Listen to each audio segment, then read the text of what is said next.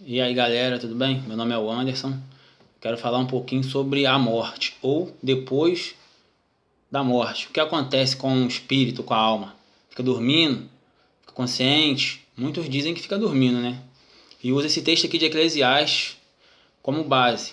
Está escrito em Eclesiastes 9:5, que diz assim: porque os vivos sabem que hão de morrer, mas os mortos não sabem coisa alguma, nem tampouco eles têm jamais recompensa, mas a sua memória ficou entregue ao esquecimento. Quem escreveu esse livro aqui foi Salomão, muitos anos atrás, comparando com Jesus Cristo. Salomão, nós sabemos que foi o homem mais sábio da Bíblia, só que ele não foi mais sábio que o Senhor Jesus, não.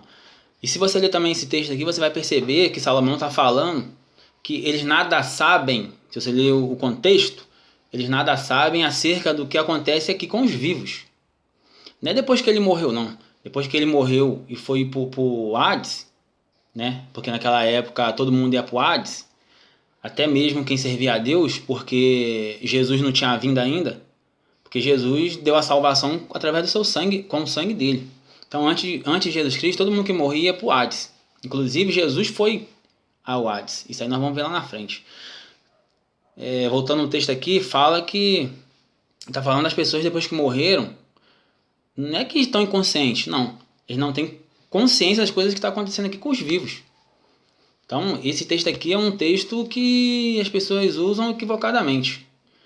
Por exemplo, a Bíblia fala que Jesus é a luz do mundo, né? O que isso quer dizer? Isso quer dizer que Jesus é o pleno conhecimento. Luz quer dizer conhecimento. Quando você acende a luz, você não traz claridade, visão. É isso que está falando aqui, que Jesus é a luz do mundo. Então, a igreja hoje de Cristo não pode ter doutrinas, criar uma doutrina usando o Antigo Testamento, regras do Antigo Testamento. Porque em 2 Coríntios 3,16 diz que Jesus aboliu a lei do Antigo Testamento. Então, a nossa doutrina eclesiástica da igreja, hoje, tem que ser baseada no Novo Testamento. Então eu vou usar o livro de Lucas, capítulo 16, 19, onde Jesus mostra como é que é o mundo espiritual, depois que a pessoa morre. Ela não fica dormindo inconsciente, não. Fica consciente sofrendo. Quer ver uma coisa? Olha só, ele contou uma historinha pra gente. Diz assim, ó, tá em Lucas 16, 19. Ora, havia um homem rico e vestia-se de púrpura e de linho finíssimo. Havia todos os dias regalados esplendidamente. Havia também um certo mendigo chamado Lázaro, que jazia cheio de chagas à sua porta, e desejava alimentar-se com as migalhas que caíam da mesa do rico. E os dois morreram, e os dois foram para o Hades. Essa história você conhece. E lá no Hades ele estava separado. É só ler a história toda aqui. Lá estava separado por um grande abismo. De um lado estava o seio de Abraão, Isaac e Jacó, para onde o mendigo foi, e do outro lado estavam as pessoas encarceradas, atormentadas, o rico. Então as pessoas estavam conscientes, não estavam dormindo não, estavam conscientes. Aí você está me perguntando, mas até Abraão foi para o inferno? Foi para o inferno. Porque até então não tinha salvação. Eles matavam, era cordeiro. E o sangue de cordeiro não tira pecado. O que tira pecado é o sangue de Jesus Cristo. Então, que Jesus... Será que Jesus foi lá mesmo? Quando Jesus morreu? Ele foi até lá? Até nesse Hades aqui? Foi. E em Pedro... Pedro 3,19 diz assim, ó, ele foi e pregou para os espíritos cativos. Bom, então quer dizer que Jesus foi até o Hades? Foi até o Hades. Quando ele morreu, foi o Hades. Isso está escrito em Atos, capítulo 2, versículo 31, diz assim, ó, nesta prisão disse da ressurreição de Cristo, que a sua alma não foi deixada no Hades, nem a sua carne viu corrupção. Então Jesus foi até o Hades quando ele morreu com um propósito de pregar para os espíritos cativos.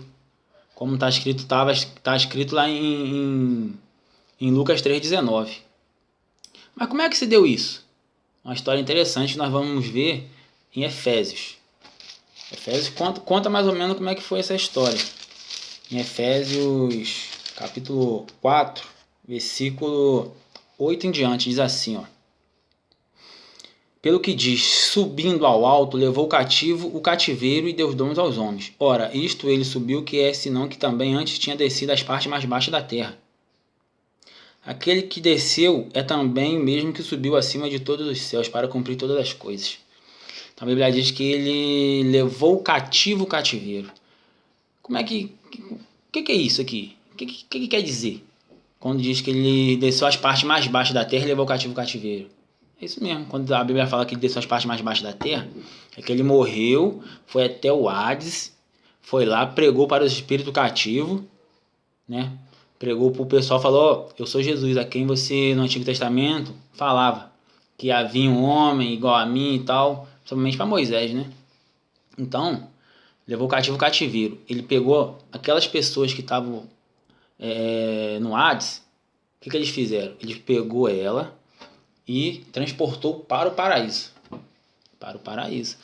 Antes de Jesus Cristo, eles ficavam tudo junto, o paraíso, no caso, o seio de Abraão. Com Hades, era tudo junto, o diabo tinha domínio sobre eles. Mas com a morte de Cristo, ele desceu e levou cativo o cativeiro, levou essas pessoas para o paraíso.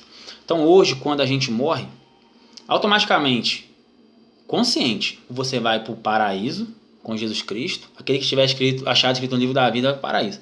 E não vai para o inferno, onde é tormento, segundo a história do rico e do Lázaro. Mas peraí, mas esse paraíso é de verdade? Existe mesmo? Será que as pessoas quando morrem ficam lá dormindo, não? Não, existe mesmo. E aqui, ó, em Lucas 23, 43, Jesus fala uma coisa interessante, diz assim, e disse-lhe Jesus, em verdade te digo que hoje estarás comigo no paraíso. Jesus falou que hoje, aquele cara que morreu na cruz do lado dele, ia estar no paraíso com ele. Ele foi a primeira pessoa a ir para o paraíso. E consciente, não é dormindo não, consciente. E Paulo foi até lá, em 2 Coríntios, uma história bem interessante. 2 Coríntios 12, 3, que diz assim, ó. E sei que o tal homem, se no corpo ou se fora do corpo não sei, Deus o sabe, foi arrebatado ao paraíso e viu e ouviu palavras inefáveis que ao homem não é lícito falar. O Paulo foi arrebatado até o terceiro céu. Até o terceiro céu. E lá onde fica o paraíso. Ele foi ao paraíso. Tipo, dando veracidade ao que Jesus falou. Não que Jesus ia falar mentira, né? Mas muitos anos depois, o Paulo foi lá e provavelmente viu esse ladrão aqui na cruz, que Jesus falou, ainda hoje estarás comigo, e viu também todo o seio de Abraão. Abraão, Isaac e Jacó, Moisés, provavelmente até Adão estava lá também, junto com a Eva. Mas então as pessoas hoje, quando dormem, ficam dormindo? Quando morrem, ficam dormindo? Vamos lá em Apocalipse ver como é que é o paraíso. Apocalipse 7, 9. Aqui, João teve a visão, foi arrebatado até o céu, provavelmente até o terceiro céu. E lá, Jesus Cristo mostrou para ele como é que funcionam as coisas, né? E diz assim, ó, Apocalipse 7, 9. O título é Visão dos mártires na glória, dos mártires, aquelas pessoas que morreram em Cristo. Depois destas coisas olhei, e eis aqui uma multidão, a qual ninguém podia contar, de todas as nações, tribos e povos e línguas, que estavam diante do trono e perante o Cordeiro, trajando vestidos brancos e com palmas nas suas mãos, e clamavam com grande voz, dizendo, salvação ao nosso Deus, que está sentado no trono e ao Cordeiro. Então João viu uma multidão de toda a tribo, línguas, nações, estavam lá bem conscientes, aplaudindo o Cordeiro e gritando, Santo, Santo é o seu nome. Então as pessoas, quando as pessoas morrem, se você morreu em Cristo, você vai para o paraíso.